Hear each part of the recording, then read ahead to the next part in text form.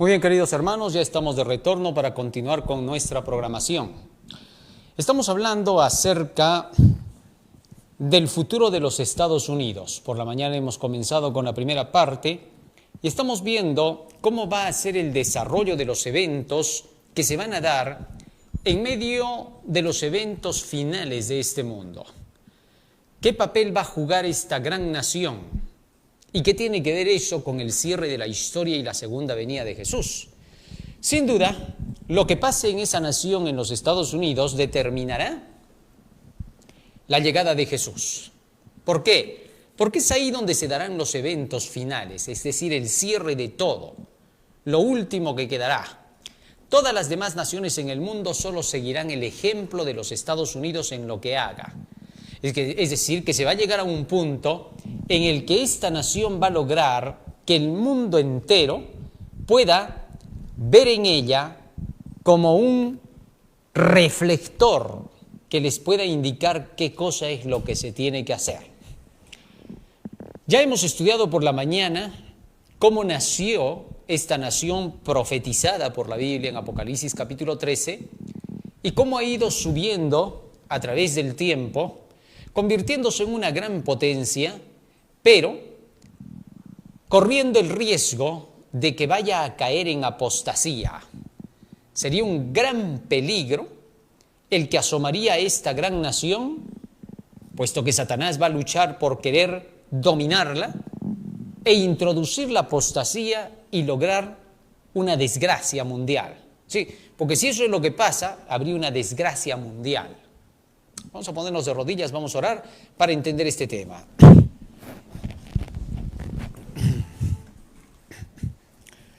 Bondadoso Padre que moras en los cielos, estamos agradecidos a ti porque nos das la oportunidad de poder estudiar tu santo libro y de poder comprender las cosas maravillosas que tú nos has mostrado para estos últimos días, a fin de que podamos, Señor, saber cómo desarrollar nuestras vidas, cómo desenvolvernos en medio de la sociedad, sobre todo en este final de la época del mundo.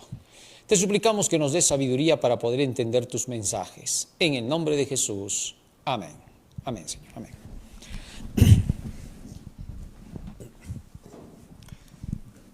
Muy bien, Apocalipsis capítulo 13, versículo 11 es el que nos está convocando al estudio del futuro de los Estados Unidos. Vamos a ver qué cosa nos dice la profecía. Apocalipsis capítulo 13, verso 11 en adelante. Después vi otra bestia que subía de la tierra. Y ya hemos dicho que la bestia es la potencia, en este caso los Estados Unidos, que subía de la tierra cuando estaba cayendo el poder papal en 1798. Esta nación estaba emergiendo, por eso dice subía, no que recién iba a subir. Ya que los Estados Unidos declaran su independencia para 1776. ¿Estamos bien? Muy bien.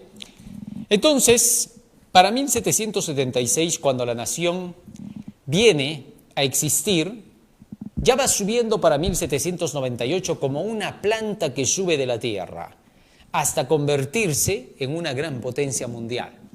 Y tenía dos cuernos semejantes a los de un cordero, que hemos visto que representa sus dos libertades, la civil y la religiosa, y el crecimiento de estos cuernos, la inocencia, la mansedumbre y la juventud de esta nación. Y las bases de esta nación sobre las enseñanzas o creencias o reglas o legislación del republicanismo y el protestantismo. Estas son sus dos bases. Ahora bien, el versículo 11 continúa diciendo que tenía dos cuernos semejantes a los de un cordero, pero hablaba como un dragón. Hemos visto que el dragón representa al sistema del paganismo, es decir, a todo lo que tiene que ver con lo secular, lo mundano, lo que no tiene que ver con las cosas de Dios. Y el dragón en tiempos de Jesucristo representaba al Imperio Romano. El Imperio Romano le daría todo su poder y toda su autoridad al sistema papal.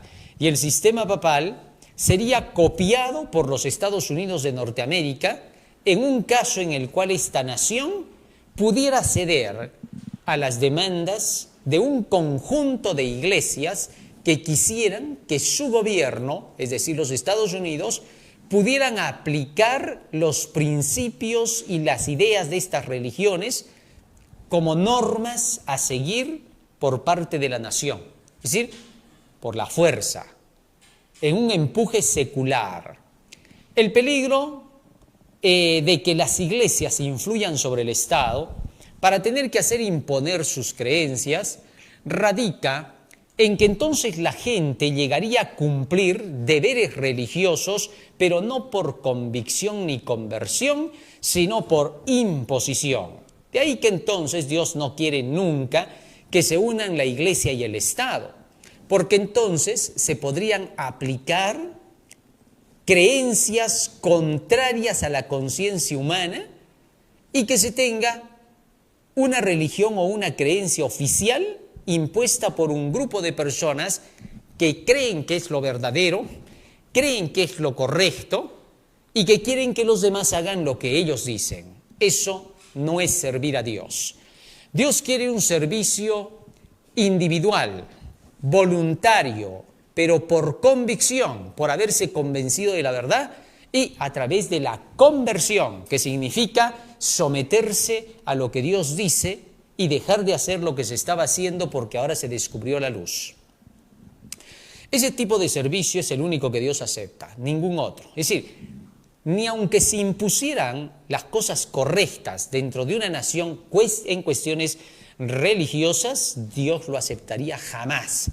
¿Por qué? Porque se puede imponer todo lo que sea en materia civil, ya por discusiones, por lo que quiera que haya, hasta que se acepten ciertas posiciones en la legislación y en la aprobación de dichas leyes, pero nunca, por nunca en materia espiritual, porque Dios exige otra cosa distinta, un servicio de parte de los que quieran hacer su voluntad, libre, voluntario, basado en la inteligencia, no simplemente voluntario sin inteligencia, porque eso tampoco le sirve a Dios.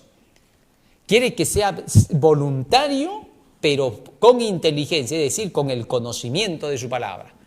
No olvidemos que para Dios y para su pueblo, la inteligencia y la sabiduría son la Biblia, ninguna otra cosa más. Ya que desde el pasado, cuando los israelitas eran llevados cautivos a algún lugar, ellos llevaban sus leyes, sus conocimientos, porque eran su sabiduría, su inteligencia, y así vivían, ¿correcto? Y las demás naciones trataban de imponer sus reglas a otras naciones, pero las otras se defendían porque cada nación tenía sus propias leyes, porque sus dioses les habían dado, y ellos servían a sus dioses, y por eso, aunque los mataras, ellos no dejaban sus leyes. Así de sencillo, ¿no? Entonces, Dios quiere un servicio basado en la inteligencia de haber estudiado sus leyes, conocer el por qué nos pide lo que nos pide. Ahora bien, en los Estados Unidos se predice a través de esta profecía que llegará su momento en que el gobierno norteamericano, presionado por las instituciones religiosas, al igual que la Iglesia Católica presionó durante la Edad Media, presionarán sobre el gobierno para querer que se impongan los decretos y las instituciones de ellas. Leamos ahora qué cosa nos dice la historia profética en relación con lo que nuestros primeros pioneros predicaron en su tiempo y lograron que cuántos años, casi 100 años, se pueda mantener el equilibrio, ¿no? Sí, porque pioneros adventistas fueron a parar incluso hasta el Congreso norteamericano, donde tuvieron que presentar las razones de su fe en 1888, ¿no es cierto? Entre el 86 y el 88. El pastor Jones tuvo que ir a presentar la posición de por qué los dogmas de las iglesias no podían ser aprobados por el gobierno, porque eso iba a traer desgracia sobre la nación. Porque se está yendo en contra de la conciencia, en este caso de servicio a Dios. Algo en lo que las naciones no pueden legislar, porque entonces ya no habría libertad religiosa. La libertad religiosa precisamente solo sirve para eso, para evitar que se pueda querer imponer deberes de parte de un sector de religiones o la religión favorita, para que la nación entera tenga que cumplir esos principios. No puede ser posible. La libertad religiosa dice, no señor, como hay tantas religiones, hay tantas creencias, entonces cada quien puede servir según su conciencia a Dios. Así de simple. Muy bien. Leamos ahora qué cosa iba a pasar en la nación americana. ¿Cómo se unirán las iglesias? Muchos consideran la gran diversidad de creencias en las iglesias protestantes como prueba terminante de que nunca se procurará asegurar una uniformidad forzada. Pero desde hace años se viene notando, en tiempos de Elena de White, esto de los primeros pioneros hace más de 100 años, se viene notando entre las iglesias protestantes un poderoso y creciente sentimiento en favor de una unión basada en puntos comunes de doctrina. Fíjate en esto. Es decir, ya por los tiempos de los pioneros, los dirigentes de las iglesias estaban queriendo conformar un solo bloque basados en puntos comunes de doctrinas. Es decir, solamente en aquello que podían creer en lo mismo. Y sobre esas bases formar un solo bloque. A pesar de que hubieran doctrinas que por muy claras que estén en la Biblia, debía evitarse la discusión de estas. Sigue diciendo por eso acá, para asegurar tal unión, debe necesariamente evitarse toda discusión de asuntos en los cuales no todos están de acuerdo, por importantes que sean desde el punto de vista bíblico. Es decir, para lograr esta alianza, ellos buscaban ¿qué cosa? No discutir sobre doctrinas que los dividían, por muy importantes que fueran. Esto es un gran error, eso se llama ecumenismo. Es por eso que Dios no está de acuerdo con el ecumenismo.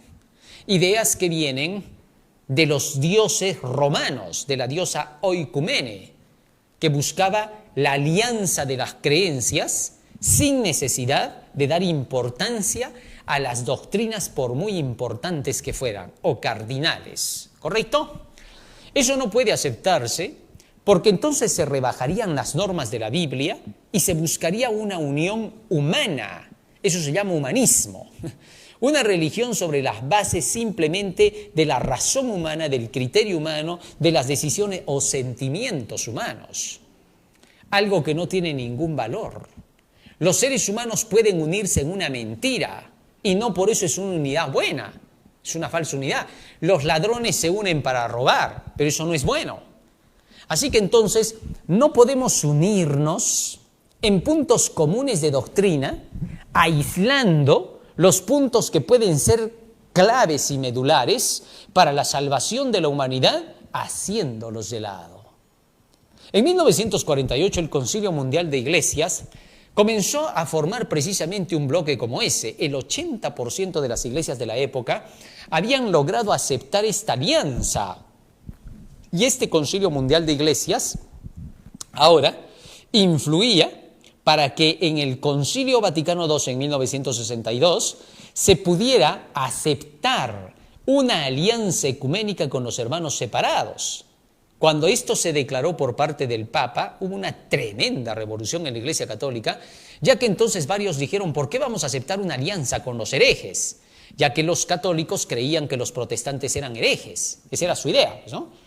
Eso ya ha ido cambiando ahora y se ha ido quitando muy poco, ya se habla sobre ese punto, más se está buscando el ecumenismo.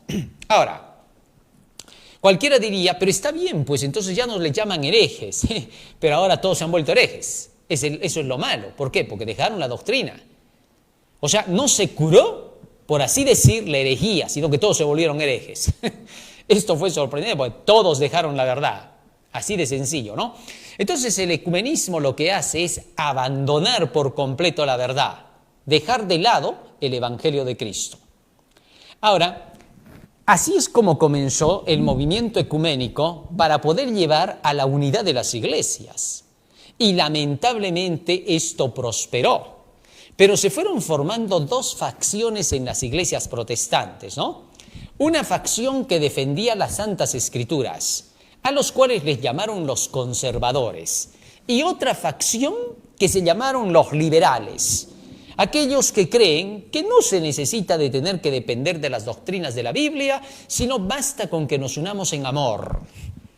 Así es como entonces Roma ha tenido un gran acceso para lograr sus propósitos ecuménicos y ha logrado empujar a la gran cantidad de iglesias evangélicas a que acepten una alianza con esa iglesia de la cual se dice que persiguió, que mató, que hizo lo que quiso con la Inquisición, debido a que se oponían los protestantes a la idolatría de esta iglesia, y no solo a la idolatría, sino al sistema mismo de enseñanzas y doctrinas que tiene.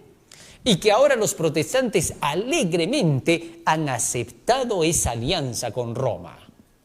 Todo eso se llama ecumenismo, ¿correcto?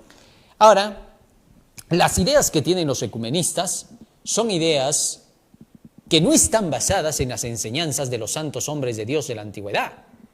No están basadas en las enseñanzas de los reformadores, que tanto lucharon por conseguir la libertad de conciencia, la libertad de pensamiento y todas las libertades que acompañan al bien hacer. Y que mantuvieron la fe basada en la Biblia. Resulta que ahora los ecuménicos ya no le dan importancia a los principios de la Biblia, sino más bien a las alianzas que hacen entre ellos en nombre del sentimiento llamado amor. Interesante, ¿no? Hacia eso es que han empujado este conjunto de iglesias. Cuando éstas lograran su propósito, ¿qué nos dice el espíritu de profecía, la historia? Sigamos leyendo la profecía. Vamos avanzando. Dice,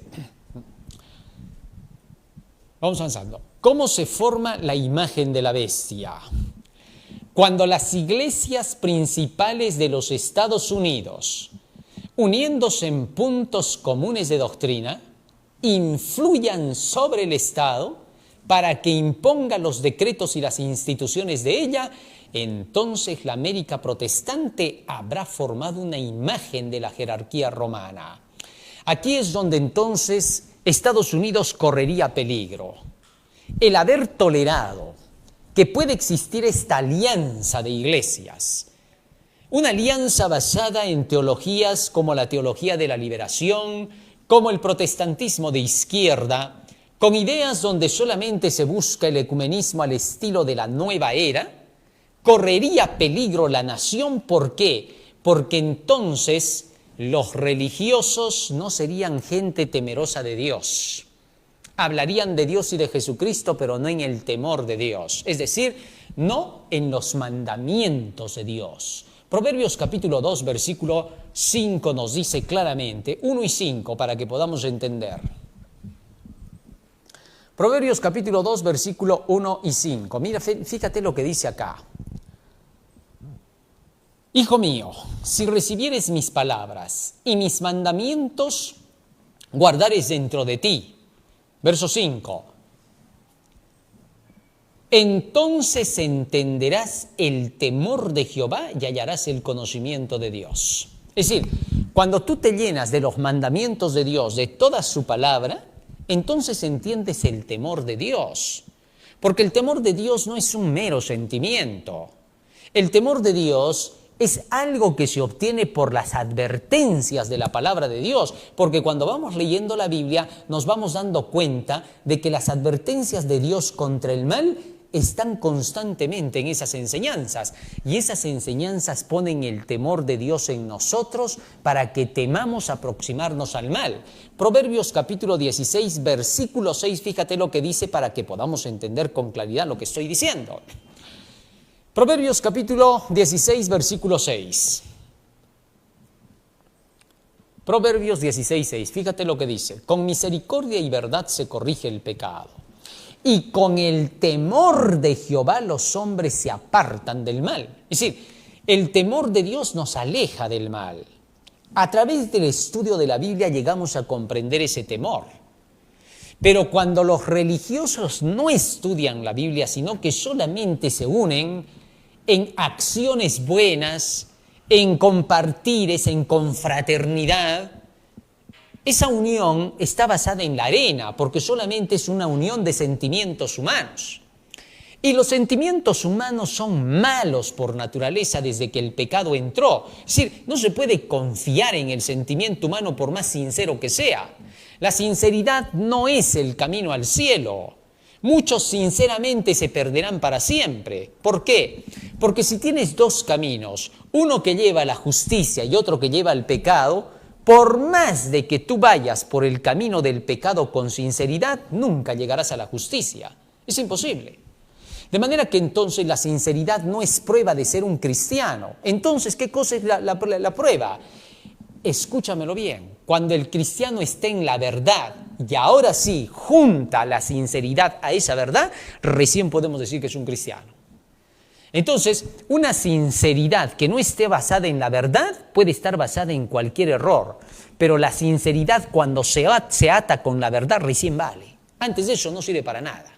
Ahora, teniendo eso en cuenta, estas iglesias ecuménicas se unen en sentimientos humanos y buscan lo mejor de sí mismos para lograr unirse. Pero ante Dios es como la ofrenda de Caín, porque lo mejor que el hombre pueda dar ya está contaminado con su pecaminosidad.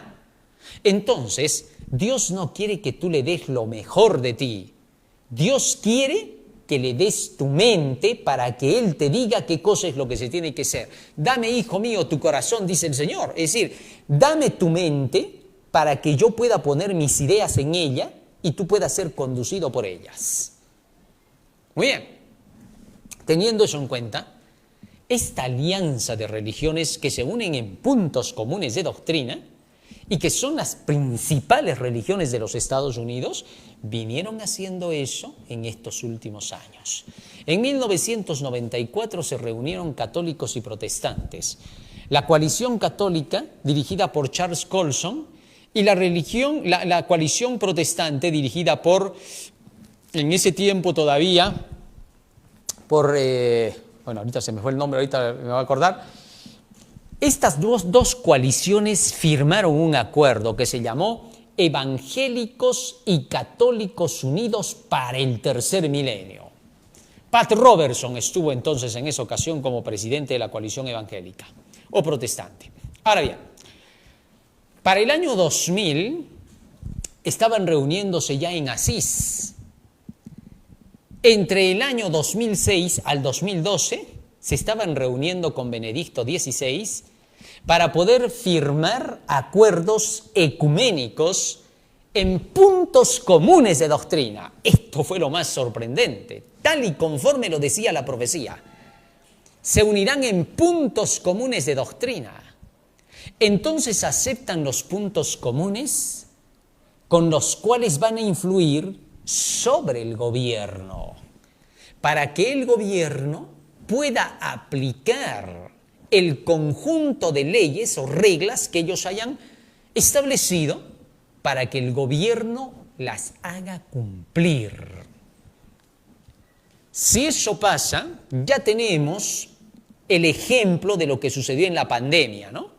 La pandemia es una ilustración clara de lo que puede ocurrir.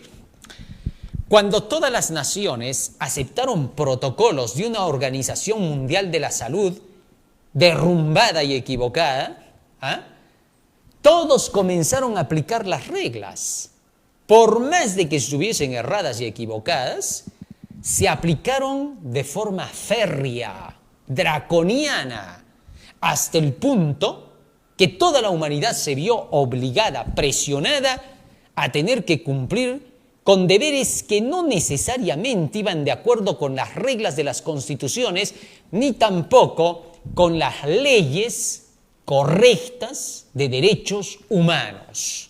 Nada, todo se pisoteó. ¿Por qué?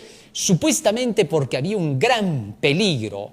Y el peligro era un virus que nadie había visto, que nadie lo había aislado, que hasta el día de hoy sigue todavía en duda. Pero vamos al hecho de lo que pasó. Esto fue porque todos llegaron a un punto común de creencia. Y por más que habían científicos, médicos, biólogos, infectólogos, etcétera, que decían todo lo contrario de la narrativa oficial, aún así impusieron deberes que iban en contra de todo principio de libertad y del sentido común mismo. Increíble. Entonces, ¿El resultado cuál fue? El desastre que hemos tenido en estos años, una gran pérdida de la economía, muertos en vano, otros muertos inventados y otros muertos que siguen vivos. Una serie de cosas extrañas y raras, ¿no? Sí, porque acá en nuestra nación se dijo, sí, es que hay gente que ya se ha sanado, se ha curado, ha superado el mal, pero que están anotados como defunción. Esto fue la barbaridad más grande que hayamos escuchado en toda la historia de nuestras vidas. Pero en fin, el asunto fue que esto nos ha dejado una luz clara de lo que pasaría cuando todas estas iglesias en los Estados Unidos, en puntos comunes de doctrina que se unen, influyan sobre el Estado para querer que se apliquen disparates que no tienen nada que ver con la Biblia y que simplemente quieran arrinconar a un sector de la población o a gran sector de la población con fines y propósitos individualistas. Sí, porque si ya son un bloque, ya son individualistas. Ya no podemos hablar de que ahí están todos. No, ahí no están todos. Ahí están simplemente los que les conviene estar. Esto, precisamente, es aquello contra lo cual se empezó a luchar por representantes de la Iglesia, tanto católica como protestantes. Por parte de la Iglesia católica, un gran funcionario peso pesado como lo es Viganó, comenzó a atacar este sistema ecuménico y a decir que por qué se estaban dejando las doctrinas originales de su iglesia para poder introducir simplemente una alianza que él llamaba con los herejes, porque tiene su idea, es su iglesia, según lo que cree, que también no es lo correcto de tener que decir, pero bueno, es así su creencia, y declaró que entonces, ¿por qué se tiene que llevar a cabo este ecumenismo si lo único que hace es separar de la doctrina soberana de la Iglesia?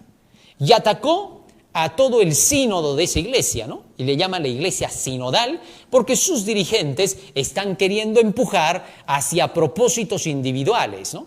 Para lograr el ecumenismo. Por su lado, pastores protestantes de diversos lugares se han levantado para reclamar la apostasía en el protestantismo en las iglesias evangélicas, donde se está aceptando el ecumenismo, un arma que va a servir solamente para poder hacer que la gente se aleje de los preceptos de Dios, de las enseñanzas bíblicas y se vayan tras el sensacionalismo, sobre una religión que solamente se basa en emociones. Entonces, todo esto forma el ecumenismo, hacer que la gente ya no crea en las doctrinas de la Biblia, sino que simplemente crea en una unidad de amor, una unidad de los sentimientos, un Cristo de relación, relacionista, cosa que entonces la gente ya no crea por la verdad de la palabra ni vea la diferencia entre iglesia y iglesia, sino que crea que todas son iguales, que qué importan las doctrinas si lo que importa es unirse en amor. Esa creencia que es satánica y que viene de la nueva era es la que busca que toda la gente olvide las enseñanzas para que se vuelvan esclavas de lo que dicen sus dirigentes, ya que entonces la gente va a creer que los dirigentes, como son los consagraditos, son los profetitas, ellos tienen que decirnos lo que hay que hacer. Y olvidan que quien les tiene que decir lo que hay que hacer es la palabra de Dios. Entonces, ese hecho, basado en el ecumenismo, lleva por completo a la aplicación de creencias disparatadas que no tienen base en la Biblia, que son contrarias a todo principio de la realidad y que el gobierno las acepte y que las aplique. Esto traería la desgracia de la nación porque Dios los abandonaría al instante. Entonces Dios diría, bueno, ya han dejado mi Biblia, me han dejado a mí, porque dejar a Dios es dejar la Biblia. Tú puedes decir que crees en Dios, puedes decir que oras a Dios todos los días, pero si tú no sigues los principios de la Biblia, todo eso que haces no sirve para nada. Proverbios capítulo 28, versículo 9, fíjate la advertencia del gran sabio Salomón, a quien no le vas a contradecir porque serías un gran necio, al sabio no se le contradice, hay que aceptar lo que dice. El que aparta su oído para no oír la ley, su oración también es abominable. Así cualquiera te venga a decir, no, es que tú defiendes pues por tu religión, que Salomón es el gran sabio. No, estás hablando cosas que no entiendes, amigo. ¿Sabes por qué? Porque lo que estás diciendo va contrario a toda realidad. El mundo entero sabe quién ha sido Salomón, ha leído sus escritos y todos coinciden en su gran sabiduría. Serías el único en la tierra medio raro. Así que entonces tenemos que tener cuidado.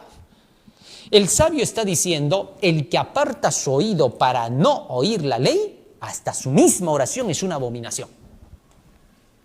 Comprendiendo eso, de nada sirve que estas religiones busquen una alianza superficial, sensacional, en los sentimientos y las emociones, cuando eso no sirve para nada.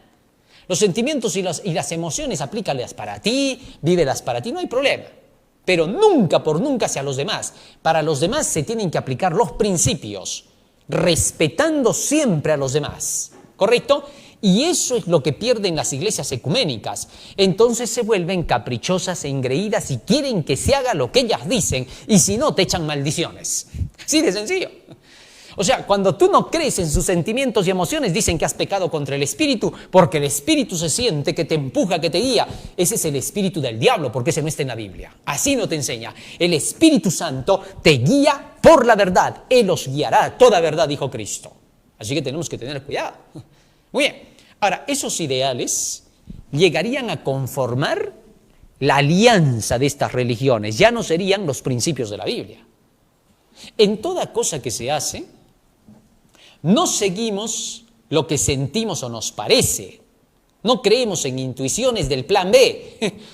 Eso está bien para las películas del Hollywood, ¿no? ¿Qué cosa hay que hacer ahora? El plan B. ¿Cuál es el plan B? Haz lo que sabes hacer. Es lo mejor, lo que te salga. No, en eso no creemos, pues son sueños de opio. La realidad es otra.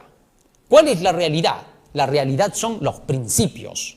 Lo que está establecido por la palabra de Dios en materia de vida, solo mandan los principios, no mandan los sentimientos y emociones. Siempre son pasajeros. Siempre solamente están de acuerdo cuando parece que estás en favor del otro. El día que te peleas con ese, todos los sentimientos que le habías prometido se te olvidan. Así de sencillo. Así que, por favor, aquí los principios son los que mandan. Muy bien, pero dejando punto aparte, dice la profecía más. Sigamos leyendo. Miren lo que dice acá ahora. Cuando las iglesias principales de los Estados Unidos, uniéndose en puntos comunes de doctrina, influyan sobre el Estado para que imponga los decretos y las instituciones de ellas, de esto se tiene que cuidar el presidente de los Estados Unidos, los legisladores de Estados Unidos, de que no vaya a estarse imponiendo cosas que no estén basadas en los principios reales y no en lo que simplemente pidan las iglesias. Y aunque las iglesias estén basadas en principios reales, tampoco se puede aceptar nada en relación de imposiciones religiosas. ¿Comprendido? Zapatero a sus zapatos. Político a las cuestiones políticas. Religioso a las cuestiones religiosas. Al César lo que es del César, a Dios lo que es de Dios. Punto. Eso es indiscutible. Fácil de entender. Hasta un niño lo entiende. Fácil de darse cuenta. Y sigue diciendo acá. Entonces la América protestante habrá formado una imagen de la jerarquía romana y la inflicción de penas civiles contra los disidentes vendrá de por sí sola. Es decir, si esto se llega a realizar y las iglesias piden ahora apoyo para poder aplicar sus creencias en materia política, para la parte del cumplimiento civil, en lo secular, entonces el resultado sería que los que difieran de esas ideas, que sean disidentes de esas ideas, se vean ahora arrinconados, aislados, finalmente perseguidos y aniquilados. Eso es el peligro. Si eso llega a pasar, entonces se perdió de vista la realidad de la autoridad humana. Entonces habría una gran trifulca, porque habrían otros que no necesariamente son cristianos y que al ver situaciones como estas arrancarían en una guerra espectacular. Se desatarían guerras tremendas y sangrientas. Por más de que el gobierno quisiera imponerse, se desatarían y Dios empujaría a que sucedan las cosas así para que se aprenda la lección de que no se toca lo que no se debe tocar. ¿Te diste cuenta? Hay sanción. Así como hay un código penal en la tierra para sanciones, así también hay un derecho penal de Dios para sanciones a aquellos que promueven ideas que van a traer consecuencias incluso de lesa humanidad, tipo pandemia, para que te des cuenta, ¿no? En fin. Seguimos leyendo. La bestia de dos cuernos hace, es decir, ordena, que todos, pequeños y grandes, ricos como pobres, libres como esclavos, tengan una marca sobre su mano derecha o sobre su frente, y que nadie pueda comprar o vender sino aquel que tenga la marca, es decir, el nombre de la bestia o el número de su nombre. Fíjate ahora bien, esta imagen de la bestia ya formada, si es que las iglesias logran su propósito para que el gobierno acepte imponer sus decretos y enseñanzas, ya ahora darían un paso más. ¿Qué cosa? Harían que por la fuerza se tenga que ordenar a todos, grandes, pequeños, ricos, pobres, a que se sometan a recibir la imposición de una marca. Es decir, les guste o no. Y si no, no podrás comprar ni vender. Así de sencillo, que no puedas comprar ni vender, que se te multe, que se te encarcele, que se te quiten los derechos por la imposición de una doctrina, de un conjunto de iglesias o una iglesia, significa lo más absurdo, brutalidad. Se habría retrocedido por completo, volveríamos a ser simple y llanamente seres irracionales. Así de sencillo. Es decir, nos convertiríamos en animales en la tierra. La ley del más fuerte prevalecería, la Revolución Francesa se repetiría y sería un caos la tierra. Así de sencillo. Así que no puede haber ninguna posibilidad para esto, no debe haber. Se tiene que luchar porque eso no pase. Y si hay quienes empujan a que suceda, asegurémonos, empezando desde los presidentes, comenzando desde Estados Unidos por todos los presidentes a nivel mundial, asegurémonos de no ser los causantes de que eso ocurra, de no ser cómplices en el mal de lo que estas falsas iglesias estén queriendo buscar por su ecumenismo, la bestia y su imagen. Si nos aliamos con ellos, miren lo que va a pasar. Apocalipsis capítulo 14, verso 9 al 11. Este es un llamado que Dios hace a todos los seres humanos, comenzando desde reyes, gobernantes, a todos los representantes de los sectores distintos de las naciones y sus departamentos, provincias y distritos y localidades. A todos les hace un llamado. Y el tercer ángel lo siguió diciendo a gran voz: si alguno de ustedes adora a la bestia, es decir, al sistema del papado, a la alianza político-religiosa y a su imagen que se va a dar en los Estados Unidos de Norteamérica, porque es ahí donde el diablo quiere apretar, porque sabe que siendo la primera potencia mundial, si la utiliza va a lograr sus propósitos. Dice, si alguno hace caso a esas alianzas y recibe como resultado la marca en su frente o en su mano, beberá, verso 10, del vino de la ira de Dios, que ha sido vaciado puro en el cáliz de su ira, y será atormentado con fuego y azufre delante de los santos ángeles y del Cordero. ¿Te das cuenta? Es decir, hay un llamado, una advertencia para no tener que unirse a esa alianza ecuménica y a esa alianza del poder político y de las iglesias para tener que recibir la imposición de un deber contrario a su mente. Eso se llama la marca de la bestia. Interesante. Volvamos ahora a lo que sigue diciendo la profecía. Y veamos qué pasa. Fíjense lo que sigue diciendo acá. La bestia de dos cuernos hace que se tenga que aplicar la marca, el nombre de la bestia o el número de su nombre. La amonestación del tercer ángel es: si alguno adora a la bestia y a su imagen, recibe su marca en su frente o en su mano, él beberá del vino de la ira de Dios. La bestia mencionada en este mensaje, cuya adoración es impuesta por la bestia de dos cuernos, es la primera bestia, o sea, la bestia semejante a un leopardo de Apocalipsis 13, el papado.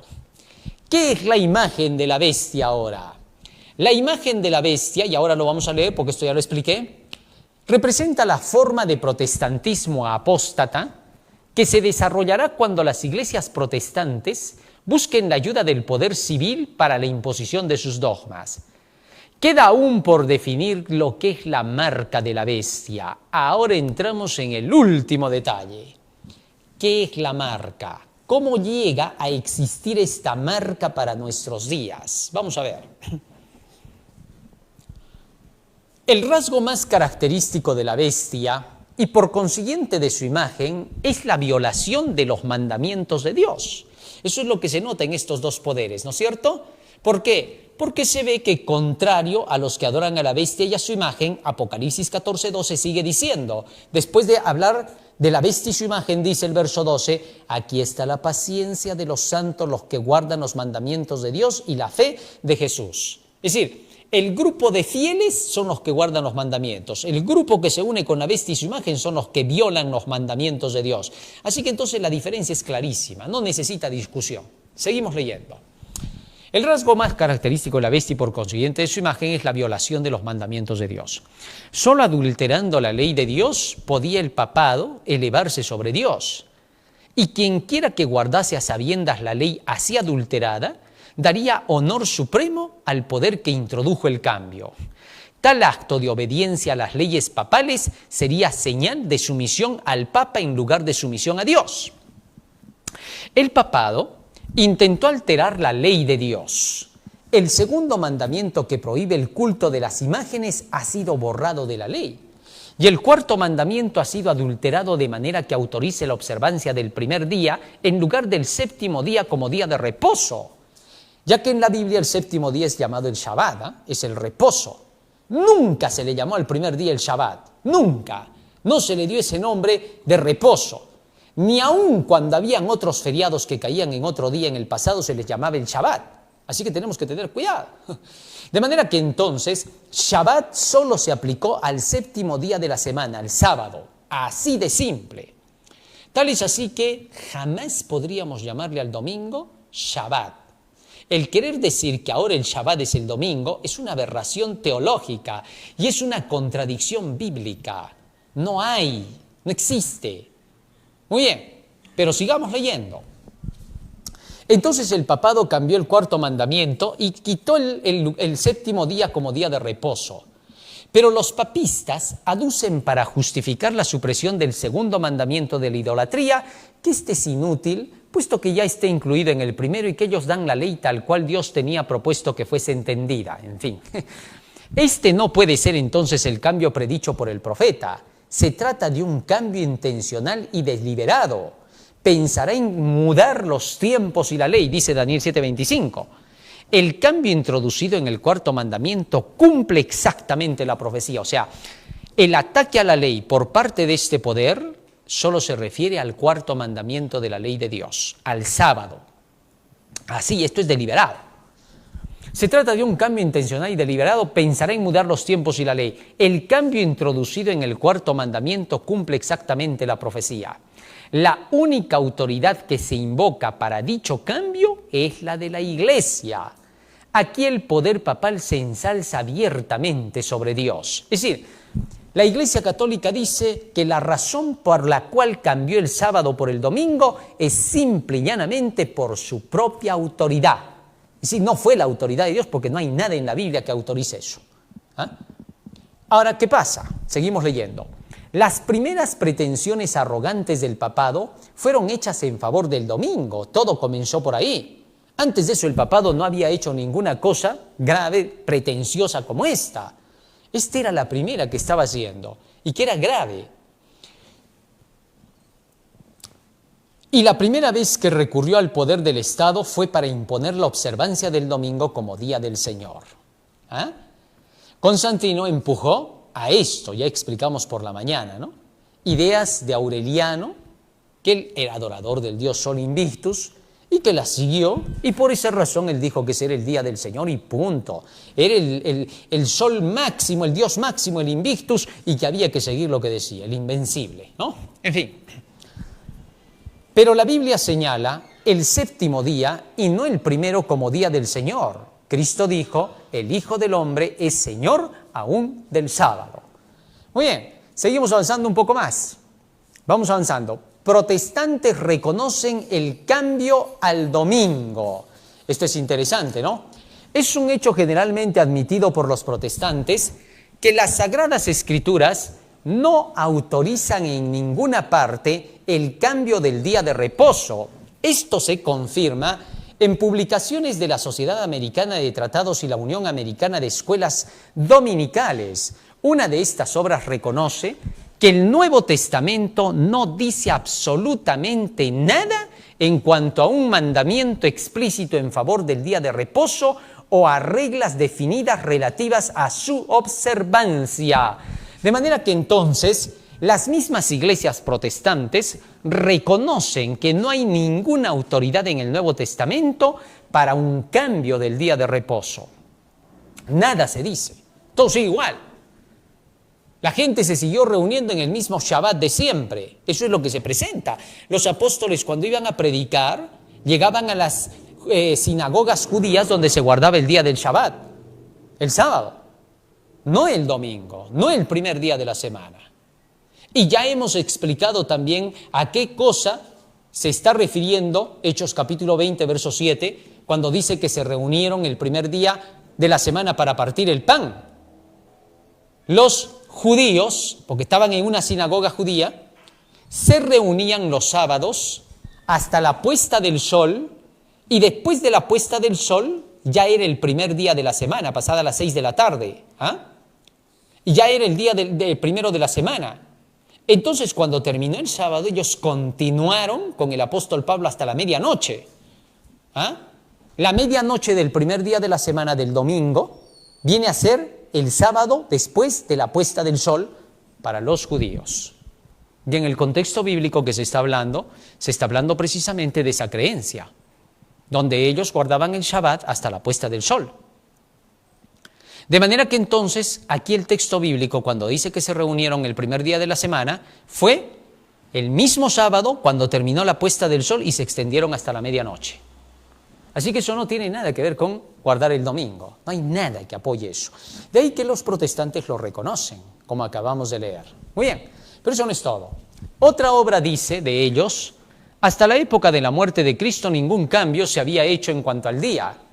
Y por lo que se desprende del relato bíblico, los apóstoles no dieron mandamiento explícito alguno que ordenara el abandono del séptimo día sábado como día de reposo, ni que se lo observara en el primer día de la semana. Así de sencillo, miren, y ellos lo reconocen. No hay nada explícito. Entonces, ¿en base a qué ellos guardan el día domingo? Vamos a ver, ¿qué sigue diciendo acá? Los católicos reconocen el cambio de la ley. Vamos a ver en qué se están basando los protestantes. Los católicos romanos reconocen que el cambio del día de descanso fue hecho por su iglesia y declararon que al observar el domingo los protestantes reconocen la autoridad de ella. En el Catecismo Católico de la religión cristiana, al contestar una pregunta relativa al día que se debe de guardar en obediencia al cuarto mandamiento, se hace esta declaración. Mira, esto es en el Catecismo Católico. Bajo la ley antigua, el sábado era el día santificado, pero la Iglesia, instruida por Jesucristo, dice la Iglesia Católica, y dirigida por el Espíritu de Dios, sustituyó el sábado por el domingo, de manera que ahora santificamos el primer día y no el séptimo. Domingo significa día del Señor y es lo que ha venido a ser. ¿Te diste cuenta? Esto lo hizo la Iglesia Católica y lo reconoce, que ellos hicieron el cambio que no está basado en la ley de Dios ni tampoco en un permiso divino. Ahora, escucha esto siguiente.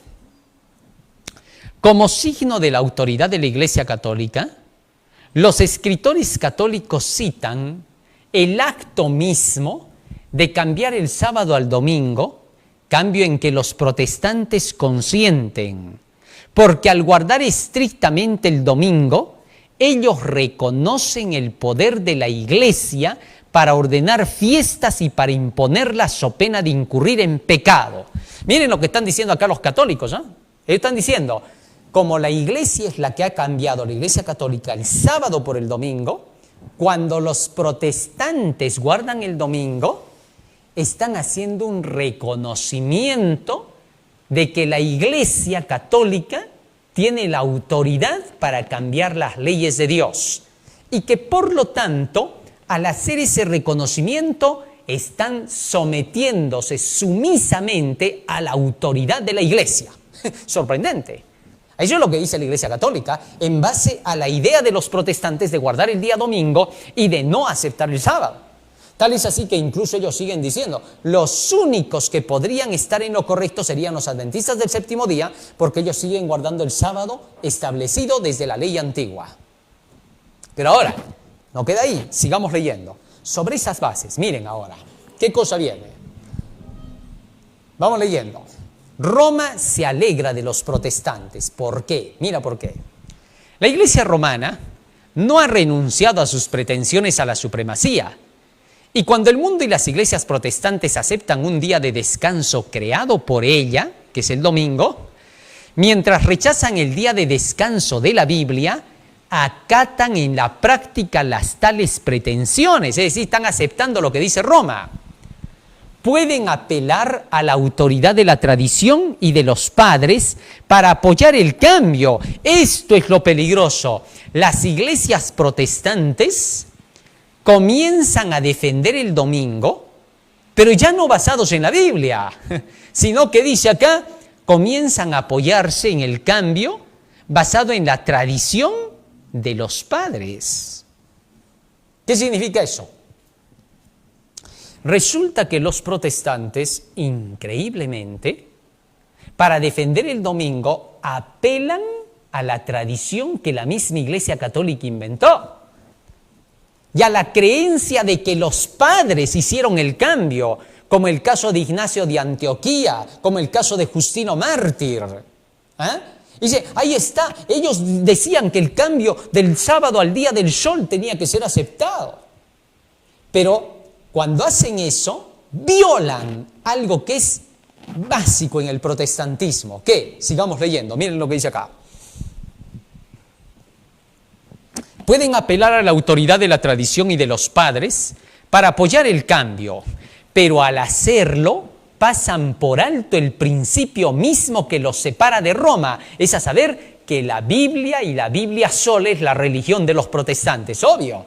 Es decir, ya no se apoyan en textos bíblicos para mostrar que el domingo es el día del Señor. Ahora se apoyan en lo que dicen los padres de la Iglesia, tal y conforme se apoya la Iglesia Católica para el cambio. ¿Viste? Pero ya dejaron de usar la Biblia, ya no son protestantes entonces, ya no es la Biblia y la Biblia sola. Ahora serían las ideas de los padres de la Iglesia también. No tiene ningún sentido. ¿Por qué vamos a apoyar a esas ideas? En principio, las ideas de Justino Mártir, del apologista cristiano, no están confirmadas todavía. Hasta el día de hoy no se sabe si son falsificaciones. ¿Por qué? Porque cuando Justino Mártir hace estos escritos en sus apologías, en la número 65 a la 67, se sabe que las 66 y las 67 no han sido escritas por él, que han sido fraguadas. Así que entonces, ¿por qué no creer que también, donde se habla acerca del domingo, como día del sol, sea algo fraguado? Así que no hay nada seguro, nada está dicho todavía. Eso es por un lado. Por otro lado, supongamos que él hubiera escrito eso, tampoco afirma con eso que el día domingo tenga que ser guardado como el día del Señor, porque solo es un apologista. Solamente estaba haciendo una defensa del cristianismo por un afán que él mismo dijo. ¿Cuál? Su afán de Justino Mártir era lograr puentes con los paganos, lograr que el judaísmo y el paganismo puedan hallar una alianza para poder fortalecer el imperio romano. Así que no tiene nada que ver. El caso de Ignacio de Antioquía, quien decía que había que reunirse ahora, ya no en el sábado judaizante, sino en el día del Señor. Cuando él dijo día del Señor, no se refirió al domingo. ¿Por qué? Porque entonces en Antioquía, que en ese tiempo estaba anexada a Roma, no se conocía el domingo como día del Señor. Eso recién se conocería 100 años después de Ignacio de Antioquía, cuando Aureliano, en el 274 al 78, declaró que el día del Señor sería llamado el día del sol invictus. Recién desde esa fecha se le llama día del Señor al día domingo, en la nación, en el imperio romano, como día del Señor o venerable día del Dios Sol. ¿Comprendido? O sea, conclusión. No puede ser posible que los padres, llamados así, Justino Mártir y Ignacio de Antioquía, que son los citados, realmente se hayan referido al domingo como día del Señor y que hayan empujado a que se tenga que cumplir con ese deber. Mentira, Señor. Pero eso solo lo estamos hablando ya no basados en la Biblia. Al no basarnos en la Biblia, ya no importa lo que ellos hayan dicho. Así les llamen los padres de la iglesia. Por favor, la Biblia está por sobre ellos. Y si la Biblia no autoriza el cambio, los apóstoles no lo hicieron, pues Pablo dice en el fundamento de los apóstoles y profetas, y esos padres de la iglesia no son ni apóstoles ni profetas, entonces tenemos que tener la base en la Biblia. La Biblia y la Biblia sola. Primera de Corintios 4:6, el apóstol Pablo nos amonesta. Fíjense lo que dice acá. Y ahora vamos al final, para darnos cuenta en qué va a terminar esto. Pero esto, hermanos, lo he presentado como ejemplo en mí y en Apolos, por amor de vosotros, para que en nosotros aprendáis a no pensar más de lo que está escrito, no sea que por causa de uno os envanezcáis unos contra otros. ¿Cómo dice el texto? No pensar más de lo que está escrito en la palabra. Simple, la Biblia y la Biblia sola. Ese es el lema protestante. Y que ahora los protestantes estén aceptando el día de reposo del domingo como día del Señor es contrario a creer en la Biblia y en la Biblia sola. Así de sencillo. Sigamos leyendo. ¿Cómo acaba esto? Peligro de que los protestantes acepten el domingo. Los papistas pueden ver que los protestantes se están engañando a sí mismos al cerrar voluntariamente los ojos ante los hechos del caso. A medida que gana terreno el movimiento en pro de la observancia obligatoria del domingo, ellos se alegran en la seguridad de que ha de concluir por poner a todo el mundo protestante bajo, vamos avanzando, bajo el estandarte de Roma. Los romanistas declaran que la observancia del domingo por los protestantes es un homenaje que rinden mal de su grado a la autoridad de la Iglesia Católica. La imposición de la observancia del domingo por parte de las iglesias protestantes es una imposición de que se adore al papado o sea la bestia. Los que, comprendiendo las exigencias del cuarto mandamiento, prefieren observar el falso día de reposo en lugar del verdadero, rinden así homenaje a aquel poder el único que ordenó su observancia. Pero por el mismo hecho de imponer un deber religioso con ayuda del poder secular, las mismas iglesias estarían elevando una imagen a la bestia. De aquí que la imposición de la observancia del domingo en los Estados Unidos equivaldría a imponer la adoración de la bestia y de su imagen. Más claro que el agua no puede ser. Así que entonces hasta aquí está descubierta cuál es la marca de la bestia. En nuestro próximo tema vamos a continuar, porque todavía tenemos que hablar acerca de esto del domingo. Vamos a estudiar cómo finalmente se empujará para que sea aceptado el domingo en los Estados Unidos de Norteamérica. ¿Correcto? Hasta aquí solo hemos visto la alianza de iglesias, pedirán que se implante un decreto o creencia de ellas a través del gobierno del Estado. Pero ahora vamos a descubrir con el mismo espíritu de profecía qué cosa va a ser la catapulta que va a impulsar la aplicación de la solicitud de la ley dominical. ¿Correcto? Va a haber un pretexto, así le vamos a llamar, que va a empujar y va a ser aceptado por los legisladores en Estados Unidos, por una gran mayoría, no todos, porque hay legisladores que se van a oponer, hay gobernantes que se van a oponer, incluso el Ejecutivo luchará, pero que finalmente, aunque no quiere el Ejecutivo, van a luchar para que esto se aplique. Y lo van a lograr. Vamos a ver cuál va a ser ese pretexto. Necesitamos conocerlo. Es indispensable que lo sepamos. Pero de eso vamos a hablar en nuestro próximo tema. A fin de poder estar preparados para los eventos próximos en nuestro mundo.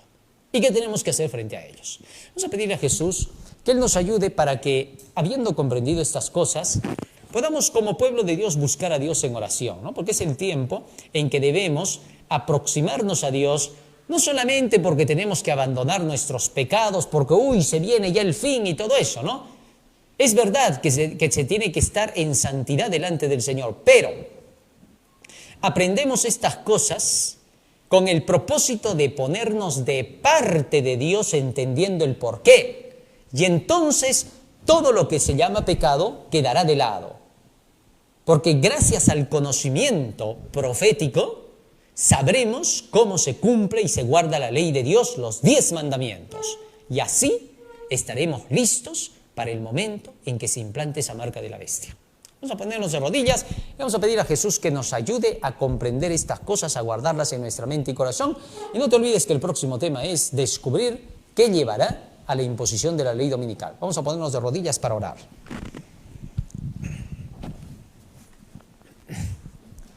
Bondadoso Padre que moras en los cielos, estamos agradecidos a ti porque nos has permitido conocer las cosas que están por suceder pronto y las que ya están sucediendo, y a captar y entender, Señor, cómo es que ha venido el desarrollo de los acontecimientos para empujar hacia los propósitos de este decreto dominical que ya estaba profetizado que ocurriría, pero que hemos llegado al tiempo cuando ya se va a cumplir. Te rogamos, Señor, que bendigas a cada uno de tus hijos en el mundo entero, comenzando, Señor, por cada uno de los grandes legisladores y presidentes de las naciones, comenzando por la potencia mundial, para que, Señor, el presidente Donald Trump pueda darse cuenta de esta estrategia que el enemigo puede querer empujarlo a realizar. Y para que aquellos que están, Señor, junto a él también puedan darse cuenta de cómo es que el enemigo, cuando no ataca por un lado, busca atacar por el otro. Y si, Señor, esta nación quiere servirte a través de sus representantes y quiere buscar hacer tu voluntad, que tu luz pueda llegarles para que puedan comprender finalmente y completamente de qué se trata el camino de la vida eterna. Puesto, Señor, que tu amor es grande y tu deseo grande de querer que todo ese pueblo y todas las demás naciones, al seguir su ejemplo, puedan encontrar, Señor, el camino de la luz verdadera, y así cada hombre y cada mujer de la tierra puedan elegir cuál camino seguir y qué decidir para sus propias vidas. Bendice, Señor, a tu pueblo en toda la faz de la tierra y a aquellos que están llevando tu evangelio final en el mundo entero. Porque te lo rogamos en el nombre y por los méritos de Jesús, tu Hijo amado. Amén. Amén, Señor. Amén. Muy bien, queridos hermanos, hemos aprendido un hermoso tema más en relación con las profecías que se tienen que cumplir para estos últimos días. No te olvides que todavía tenemos que terminar la segunda parte de este tema. Estamos en las redes sociales, estamos en Instagram, estamos en X, estamos en Facebook y estamos en YouTube para poder compartir esta verdad. Dale like, haz que se viralice, que el mundo entero conozca estas verdades. Estamos también en DRC Noticiero para estar con las noticias al día. Y estamos en dariorra.com, la página de la sabiduría. Y también estamos en Patreon y estamos en Yape para que puedas hacer tu depósito de apoyo para poder terminar esta obra. Y si quieres hacerlo, puedes hacerlo internamente enviando tu mensaje para que se te pueda dar la cuenta o el lugar donde vas a hacer tu depósito para poder llevar adelante la obra del Señor. Dios te bendiga, que pases una feliz y hermosa semana. En breves momentos ya estamos con la despedida del Día del Señor. No te retires de la sintonía.